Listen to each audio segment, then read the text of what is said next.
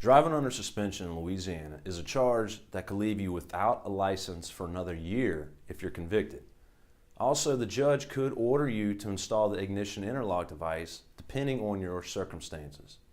This is not a charge that you just go and pay, nor is it one that you want to just plead guilty to. The consequences are too severe. We try to keep our clients from having to get convicted of the charge, therefore saving a 1-year suspension of their driver's license. Since I represent a lot of clients regarding DWI and similar offenses, I'm very familiar with driver's license law and issues. So if you've been charged with driving under suspension, feel free to give me a call. I'd be happy to help.